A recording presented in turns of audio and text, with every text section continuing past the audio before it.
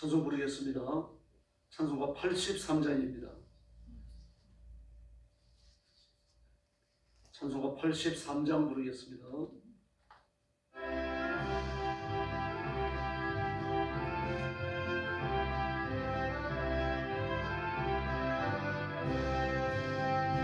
나의 맘에 근심 구름 가득하게 덮이고 슬픈 눈물 하염없이 인자하고 부드러운 음성으로 불어서 나를 위로할 리 누가 있을까. 주 예수 주 예수 주 예수밖에 누가 있으랴. 슬픈 낙심될 때에 내 친구 되시는 주 예수밖에 다시 없도다. 무거운 짐 편해지고 인생 길을 가는 자 힘이 없어 쓰러지려 할 때에 능력이 있는 발을 펴서 나의 손을 붙들어 나를 구해줄 리 누가 있을까. 주 예수 주 예수 주 예수밖에 누가 있으랴. 슬픈 낙심될 때에 내 친구 되시는 주 예수밖에 다시 없도다. 지은 죄를 돌아보니 부끄럽고 괴로워 자랑케라 맘에 평안 없을 때 조금 죄인 용납하여 품에 안아주시고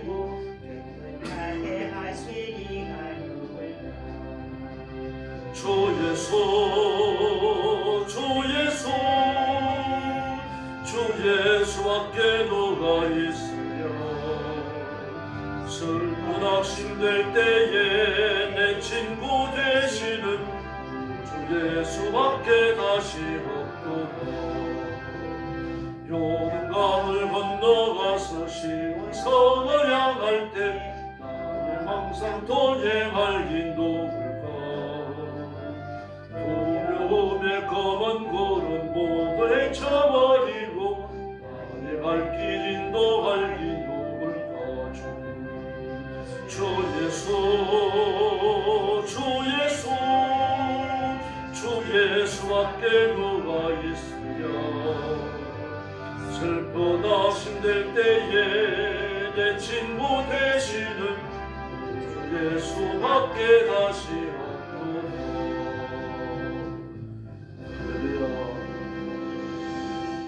84장 부르겠습니다. 찬송가 84장입니다.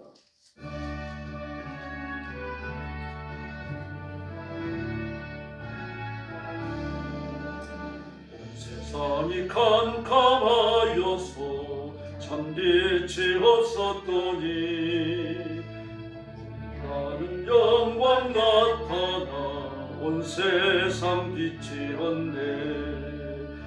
영광 영광의 주 영광 영광의 주 밝은 그림 내게 비추었네.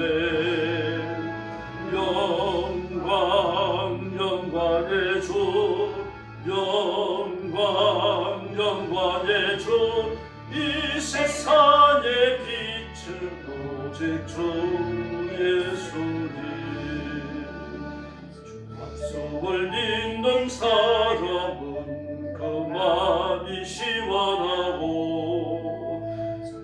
영을 초대하는 자 그 길이 환하겠네. 영광 영광의 주 영광 영광의 주 밝은 눈인 내게 비추었네. 영광 영광의 주 영광 영광의 주 이 세상의 빛은 오직 주 예수님. 주 가운데서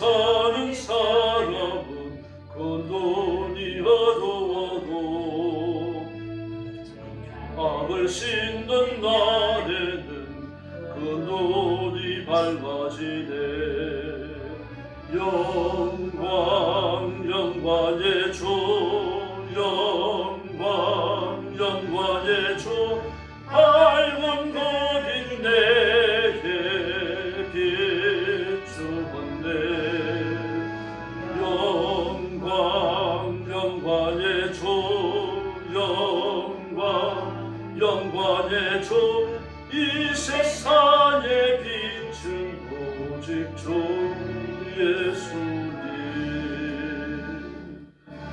할렐루야. 신앙 고백하겠습니다. 나는 전능하신 아버지 하나님 천지의 창조주를 믿습니다. 나는 그의 유일하신 아들 우리 주 예수 그리스도를 믿습니다. 그는 성령으로 잉태되어 동정녀 마리아에게서 나시고 본디오 빌라도에게 고난을 받아 십자가에 못 박혀 죽으시고 장사된 지 사흘 만에 죽은 자 가운데서 다시 살아나셨으며 하늘에 오르시어 전능하신 아버지 하나님 우편에 앉아 계시다가 거기로부터 살아있는 자와 죽은 자를 심판하러 오십니다. 나는 성령을 믿으며 거룩한 공교회와 성도의 교제와 죄를 용서받는 것과 몸의 부활과 영생을 믿습니다. 아멘. 자비로우신 아버지 감사합니다. 오늘 아침도 거룩한 자리로 저희들을 불러주시고 엎드려 경배하며 하나님께 영광 돌리며 자신을 드려 하나님 앞에 헌신케 하시니 감사합니다. 이 시간 주의 성령께서 능력과 권능으로 임하시고 저와 성도들을 사로잡으셔서 하나님 앞에 복종하며 자신의 죄를 살피며 주의 거룩하심으로 자신을 무장하는 복된 시간이 되게 하여 주시옵소서. 오늘도 온 세상에서 복음 전하는 선교사님들과 주의 종들과 사랑하는 성도들을 기억하시고 그 가정과 가족을 지키시고 말씀이 외쳐지며 영혼을 건지는 선교의 현장에 하나님이 함께 하시는 기적을 허락하여 주시옵소서. 오늘 아침도 저희들이 말씀을 읽고 말씀을 나눕니다. 성령께서 뜨겁게 역사해 주시기를 원하옵고 예수님의 이름으로 간절히 기도 올려옵나이다. 아멘. 네, 하나님 말씀 봉독하겠습니다. 마가복음 15장입니다.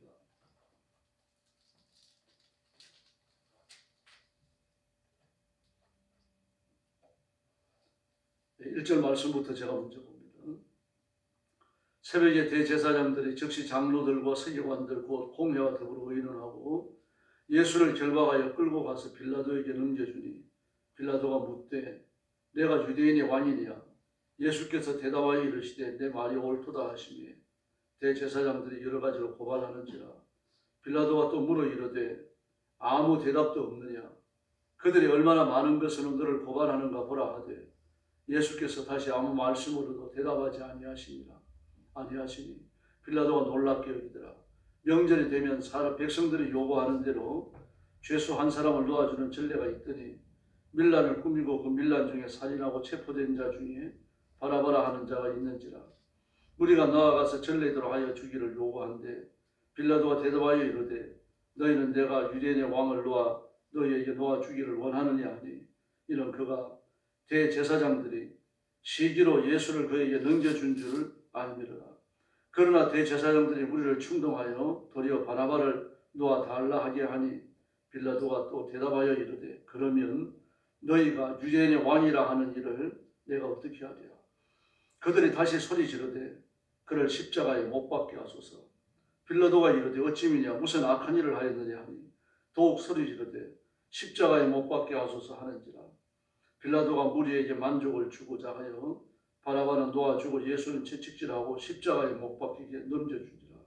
군인들이 예수를 끌고 브라이도리온이라는 뜰 안에 들어가서 온 군대를 모으고 예수에게 자색 옷을 입히고 가시관을 엮어 씌우고 격려하며 이르되 유대인의 왕이여 평안할지어다 하고 갈대로 그의 머리를 치며 침을 뱉으며 꾸러절하더라.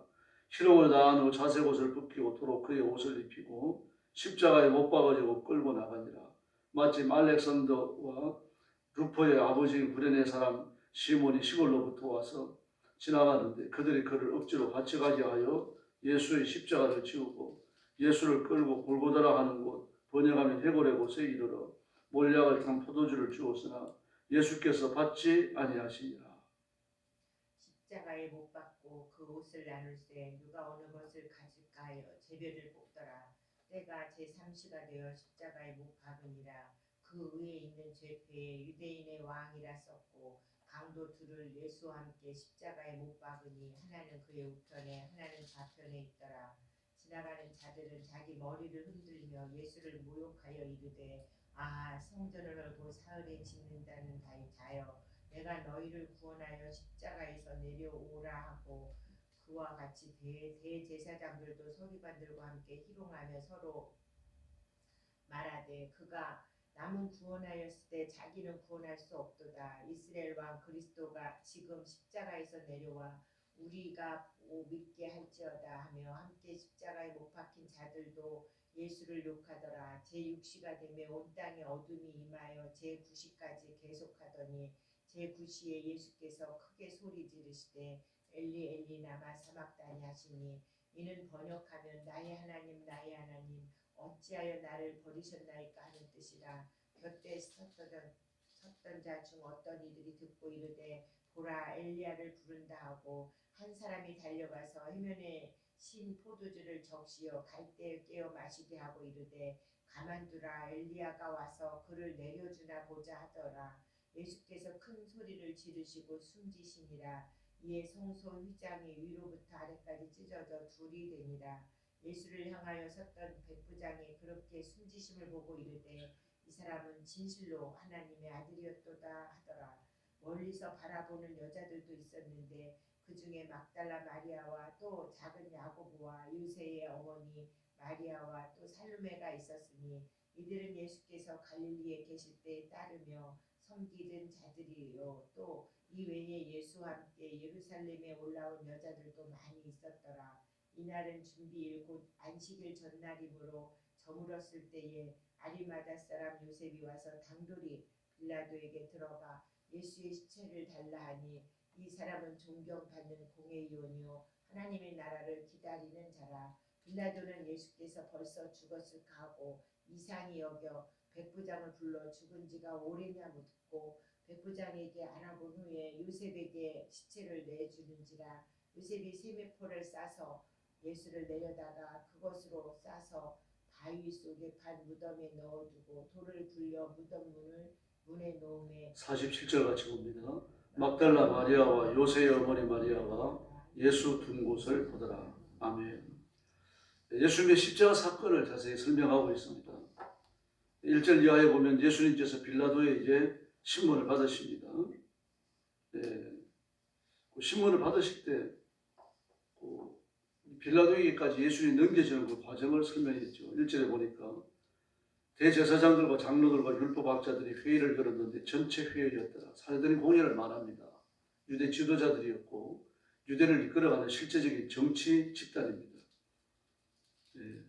이들은 종교인인데 어떻게 정치인이냐 그렇게 말하지만 유대는 정치와 종교가 구분되지 않습니다. 정치 지도자들이 바로 유대인 그 종교 지도자들이었고 그들이 곧 나라의 크고 작은 일들을 결정했습니다. 그리고 예수님을 결박해서 그랬습니다. 그들이 예수를 묶었어요. 묶어가지고 그 묶는 일에 유대 군인들이 앞장서가지고 했겠죠. 그리고 빌라도에게 넘겨줬습니다. 빌라도가 예수님이 잡혀왔으니까 그 죄를 물어야 될 거 아닙니까? 죄를 묻는 겁니다. 네가 유대인의 왕이냐? 그러자 예수님께서 당신이 그렇게 말하였소 라고 대답했습니다. 그리고 대제사장들은 아주 여러 가지로 온갖 말을 다 지어내가지고 예수님을 고발했어요. 그런데 예수님은 한마디도 답변하지 않습니다. 이 사람들이 얼마나 많은 말로 당신을 고소하는데 당신을 왜 말하지 않습니까? 그러니까 아무 대답도 안 하는 겁니다. 그런 사람이 없거든요. 죄를 고발당하게 되어지면 그 죄를 지을 수밖에 없었던 그 상황을 설명하든지 또는 나는 억울하다든지 무슨 자기 변명을 하거나 그럴 텐데 상황을 변명할 텐데 한마디도 대답을 안 하시는 겁니다. 근데 6월절이잖아요. 이제 예수님께서 금요일 새벽에 붙잡히시고 1절에 보니까 새벽에 그랬죠. 금요일 새벽입니다. 새벽에 붙잡혀가지고 그 가야바와 또 안나스와 가야바가 이렇게 그 대제사장 자님과 대제사장이 신문을 받고 그리고 이런 시간에 이제 예수님이 빌라도에게 넘겨지시는 겁니다. 그러면 이제 그날 저녁이 되어지면 안식일이 시작되는 거죠. 안식일이 시작되면서 뭐가 시작됩니까? 6월절이 시작돼요. 6월절과 안식일이 겹쳐지면 큰 명절이라고 그래가지고요. 많은 유대인들이 특별히 더 많이 모입니다. 다른 때보다도요. 그러니까 지금 많은 사람들이 예루살렘에 들어와 있습니다. 왜냐고 하면은 6월절을 지키려고 딱 다녀서 오지 않습니다. 일찍 옵니다. 왜 일찍 옵니까? 예루살렘 구경하려고요. 예. 우리가 생각하면은 매년 6월절이 되어지면은 올라갔을 것이다. 이제 그렇게 생각할 수 있죠. 그러나 올라올 때 그냥 올라오니까 가족들이 같이 오죠. 부인도 오고 자식들도 오고 친척과 친구들이 같이 오고 뭐 그렇게 수십 년이 이렇게 때를 지어가지고 오고 내려가고 합니다. 그 번화한 토해지 지금까지 본 적이 없잖아요. 그것도 구경을 해야 되고요. 네, 뿐만 아닙니다. 그 1년에 한 번씩 올라온다라고 하는데 그것도 쉬운 일이 아니죠. 농사를 지어야 되니까.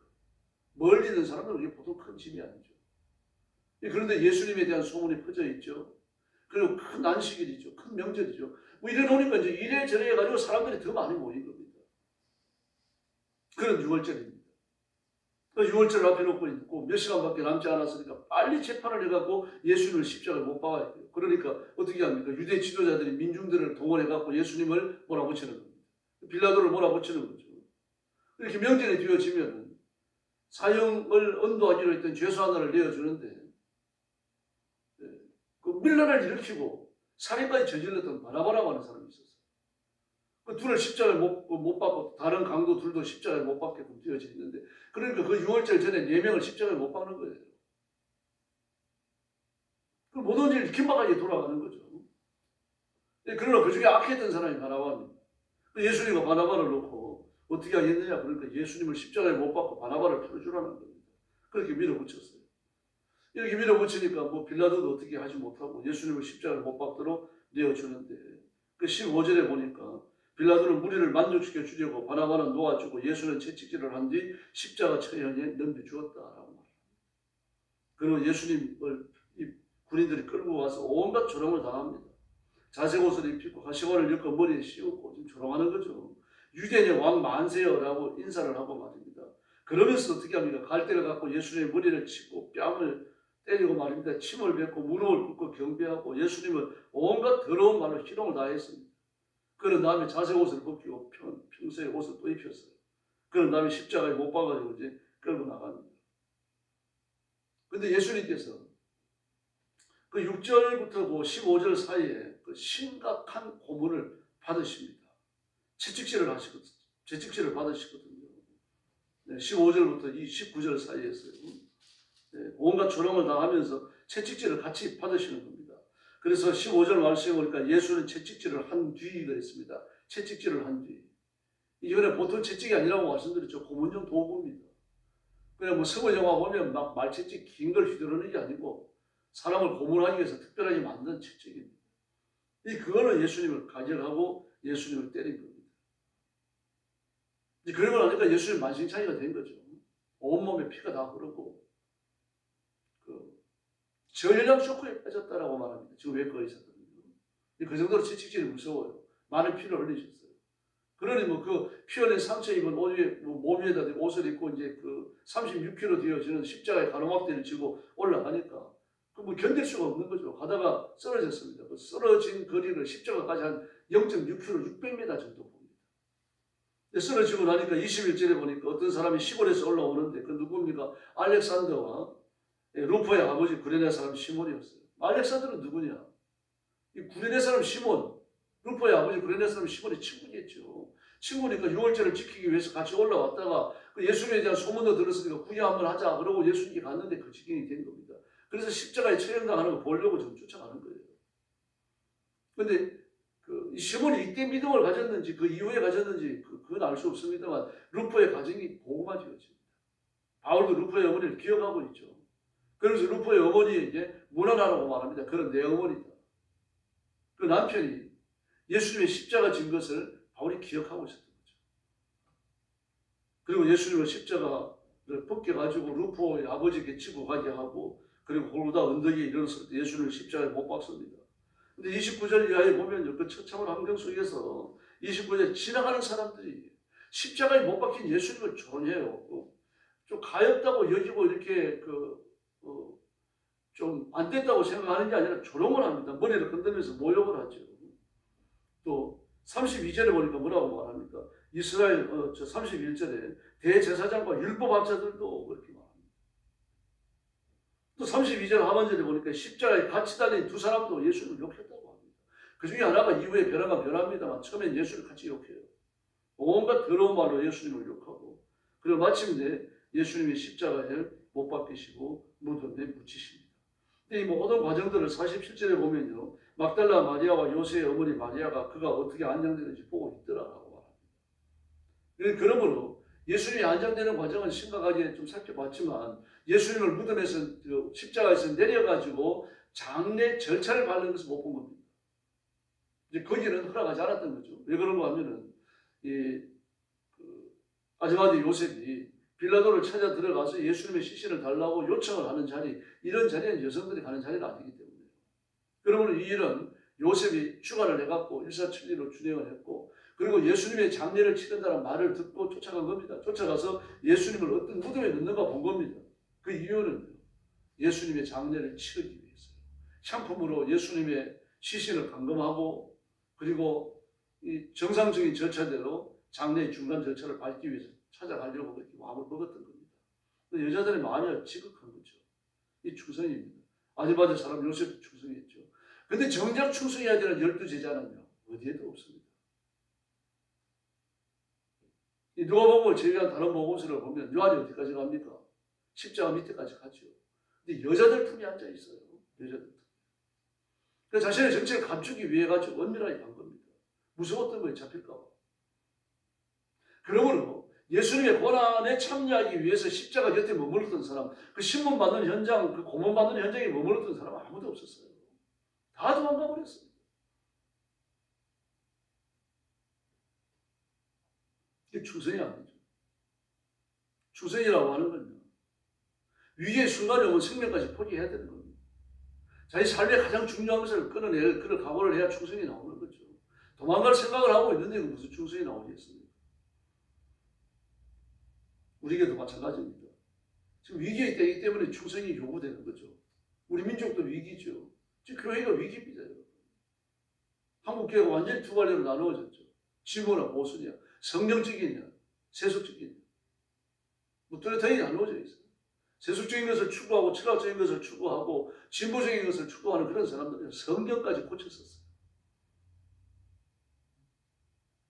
이런 시대에 살면서 하나님 말씀에 심취하고 말씀을 붙들고 산다라고 하는 결단은요, 대단히 중요한 것입니다. 그래서 우리의 뿌리가 십자가에 죽으시고 3일날 부활하신 예수님께 내려져 있지 않으면 위험한 겁니다. 미국에 있는 금문교라고 하는 다리가 있습니다. 2825m입니다. 3km 가까운 거죠. 그 다리를 만든 사람이 대두우던데 어떻게 하면은 이 3km가 되어지는 다리를 안전하게 보호할 수 있을까? 바람이 불어도 태풍이 불어도 해일이 일어나도 이 다리가 무너지지 않게 그렇게 잘 지을 수 있을까 고민을 했던 겁니다. 그런데 미국에는 수천 년 된 나무들이 있습니다. 2000년이 넘은 나무가 살아있는 걸 보고는 그걸 면밀하게 조사를 한 겁니다. 특별히 조사를 했는데 뿌리를 조사한 거죠. 그런데 그 뿌리가 말입니다. 막 몇백마다 내려가 있는 거예요. 내려가서 마지막에는 말입니다. 큰 바위돌을 감고 있는 겁니다. 이 땅속에 뿌리를 내려가지고 몇백 년 내려가서 큰 바위돌을 감고 있으니까 태풍이 불어와도 흔들리지 않지만 나무는 넘어지지 않는 겁니다. 그러나 가볍게 심어진 나무는요, 다 쓰러지는 거죠. 다 뽑혀갖고 날아가 버리는 겁니다. 그걸 보고 지혜를 얻는 겁니다. 하나님 제게 지혜를 주셔서 감사합니다. 그러면서 아주 깊게 굴착을 해요. 어디까지 굴착을 하는가 하면 바위층이 나올 때까지 굴착을 합니다. 화강암층이 나올 때까지요. 굴착을 해가지고 거기에 구멍을 뚫고 이 다리의 지주를 거기에 세워요. 지금도 전 세계에서 가장 안전한 다리 중에 하나가 미국의 금문교입니다. 이 샌프란시스코의 금문교는요, 그 미국의 LA 샌프란시스코 여행하는 사람들은 반드시 가서 보고요. 그 현지 미국인들도 거기 와서 사진을 찍고 그렇습니다. 예수님께 뿌리를 내려야 우리의 인생이 온전해질 줄로 믿습니다. 17세기 중반쯤 되어져 갖고요. 30년 전쟁에 유럽이 시달리죠. 유럽이 30년간 전쟁이 시달려요. 뭐 그러다가 보니까 나라가 유럽 전체가 말이 아닙니다. 뭐 도인은 땅에 떨어지고 강도가 횡행하고 말입니다. 이때 도인에서 경건주의 운동이 일어나요. 우리가 이렇게 살아가고 안 되겠다. 전쟁이 잦고 도인은 땅에 떨어지고 이 강도가 횡행하고 도둑놈도 횡행하고 살인자도 여기 나타나고 저기 나타나는데 이걸 바로 잡을 분은 하나님밖에 없다. 그래가지고 독일에서요, 그 보수적인 기독교인들을 중심으로 해서 경건주의 운동이 일어나는데 하루에 한 번씩 꼭 기도하게 했습니다. 교회 와서 기도하고 가정에서 기도하고 일터에서 기도하고, 그래서 아침 저녁 식사 시간에 온 가족들이 모여가지고 기도하고, 그러다가 이제 하루에 한 번씩 가정예배 드리는 것으로 발전이 되어집니다. 감리교 창시자인 이정부이 웨슬레는 그런 말을 합니다. 나는 어려서부터 어머니 무릎에 앉아서 어머니가 불러주는 찬송과 어머니의 기도 소리를 듣고 자랐다. 이것이 내 인생의 뿌리다. 그렇게 말합니다. 이것이 내 인생의 뿌리다. 어머니 무릎에서 어머니 기도 소리를 듣고 어머니 찬송 불러주는 찬송들을 들으며 자라났는데 그게 내 인생의 뿌리다. 다시 말해서 넘어지지 않는다는 얘기죠. 쓰러지지 않는다. 그렇게 말했습니다. 가가와 도요 그 일본 사람은 이렇게 말했어요. 가정이 거룩해지는 길만이 일본을 살리는 길이다. 그런 말을 했습니다. 일본은 거룩해진 적이 한 번도 없습니다. 그래서 우리가 예수님께 뿌리를 내려야 됩니다. 예수님만 바라봐야 하고요. 이 더구나 눈앞에서 십자가 위에서 예수님이 죽어 가셨는데 그 예수님께 내 인생에 뿌리를 내린다. 그 시대 사람들이 얼마나 절망적이었겠어요. 그러나 그 절망을 이기면서 끝까지 예수님을 붙든 사람들이 있습니다. 바로 그들이 성공적인 인생을 산 거죠. 지금도 마찬가지입니다. 예수님을 붙들어야 되고 예수님을 의지해야 됩니다. 십자가 없으면 부활이 없어요. 오늘도 부활신앙으로 무장하고 예수님의 십자가와 같은 고난의 모든 과정들, 시험의 과정들을 이겨내고 꺾어버리고 깨뜨리고 승리해야 됩니다. 이 능력으로 무장하고 기도에서 응답받고 하나님의 능력을 드리는 귀한 시간이 되기를 예수님의 이름으로 축원합니다. 기도하겠습니다. 자비하신 아버지 은혜를 감사합니다. 오늘 아침도 저희들을 주 앞으로 인도해 주시고 엎드려 경배하며 하나님 앞에 영광 돌리게 하시니 감사합니다.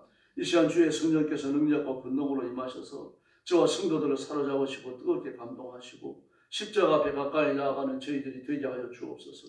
진리의 말씀으로 무장하게 하시고 능력과 권능으로 새로워지게 하시고 하나님께서 베푸시는 큰 은혜를 사모하는 거룩한 마음으로 충만하도록 역사하여 주옵시기를 간절히 원하고 기도합니다. 자비하신 하나님 아버지, 귀한 성도들을 기억하셔서 기도의 쓰임과 능력을 주시고 일생 동안 하나님의 손길에 붙들려 쓰임받는 중귀한 일꾼들이 되도록 우리 하나님 역사하여 주시옵소서. 성도들마다 하나님께 복종하기를 배우게 하시고 말씀을 읽고 엎드려 기도하고 열심히 전도하고 선교하면서 이 시대를 변화시키는 하나님의 일꾼으로 쓰임받게 하여 주옵소서. 가정마다 복을 주셔서 믿음으로 부욕케 하시고 건강의 복과 물질의 복을 주셔서 이 땅 위에 사는 동안 하나님의 앞에 맡겨진 바 사명을 다하도록 해주시고 또 하나님께서 맡기시는 바 사명을 다해 충성스럽게 감당하도록 복내려 주시옵소서. 우리 교회를 사랑하시는 것을 감사합니다. 교회가 날마다 일취월장하게 하시고 사도행전 2장의 예루살렘 교회처럼 불이 많은 교회가 되게 하여 주시옵소서. 나라와 민족을 주님 앞에 맡깁니다. 하나님 앞에 깨어있는 민족, 깨어있는 백성들이 되게 하시고 특별히 한국교회가 나라와 민족을 가슴에 끌어안고 부르짖도록 역사해 주시옵소서. 6월 3일 대통령 선거에 함께해 주시고 민족을 살리는 일꾼이 뽑혀지게 하여 주시옵소서. 오늘 아침도 기도의 새 능력 주시기 원하오며 예수님의 이름으로 간절히 기도 올리옵나이다. 아멘. 주기도 드리겠습니다. 하늘에 계신 우리 아버지, 아버지의 이름을 거룩하게 하시며 아버지의 나라가 오게 하시며 아버지의 뜻이 하늘에서와 같이 땅에서도 이루어지게 하소서. 오늘 우리에게 일용할 양식을 주시고 우리가 우리에게 잘못한 사람을 용서하여 준 것 같이 우리 죄를 용서하여 주시고 우리를 시험에 빠지지 않게 하시고 악에서 구하소서. 나라와 권능과 영광이 영원히 아버지의 것입니다. 아멘. 합심해서 기도하겠습니다. 자비하신 아버지 하나님 은혜를 감사합니다. 오늘 아침도 주 앞에 이끌려 나가고 하나님의 은혜를 드리겠습니다. 이 시간 성령께서 능력과 권능으로